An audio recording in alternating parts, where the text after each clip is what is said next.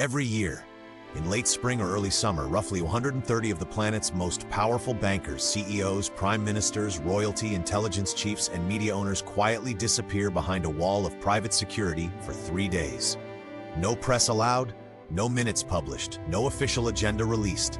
Phones confiscated, aides left outside. What emerges afterward is always the same statement: there is no statement. This is not a conspiracy theory. This is the Bilderberg Meeting, the most exclusive, most guarded, and let's be honest, most arrogantly opaque annual gathering on Earth.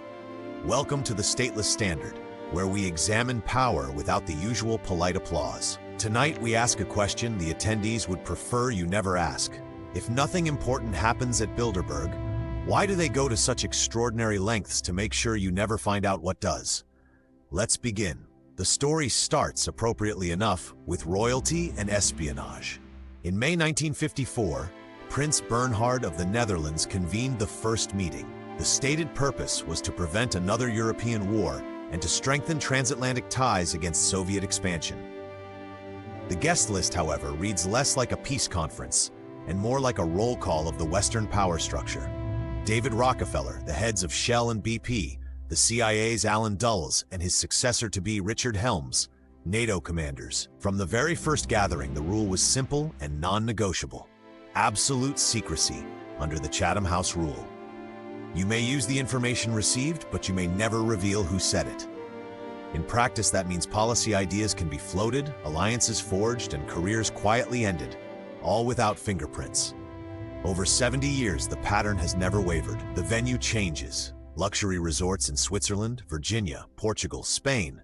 But the guest list remains a masterclass in concentrated influence.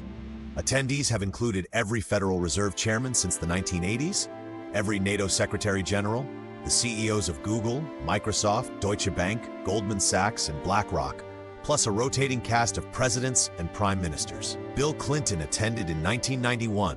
Nobody in the United States had heard of the governor of Arkansas. Tony Blair in 1993, backbencher. Emmanuel Macron in 2014, economy minister. The correlation is so consistent that political journalists now treat a Bilderberg invitation as the ultimate pre-coronation anointing. What do they actually discuss? We are assured it is all off-the-record brainstorming, yet the topics chosen each year, leaked by brave journalists or careless hotel staff, read like a predictive script for the following 12 months of global policy. The future of NATO, the year before Ukraine escalation. AI, the year before ChatGPT exploded. Climate change and energy transition, the year before the EU's carbon tax package. Coincidence, we are told, is merely that, coincidence. One would need a heart of stone not to laugh. The cynicism deepens when you notice who is never invited. No trade union leaders, no environmental activists, no journalists from outside the approved media stables, and certainly no one representing the 99.9% of humanity that will live with the consequences. The official defenders insist it is merely a private gathering of friends. One struggles to recall another private gathering that requires a perimeter of counter-sniper teams and a temporary no-fly zone. Critics on the left call it a capitalist cabal. Critics on the right call it globalist plotting.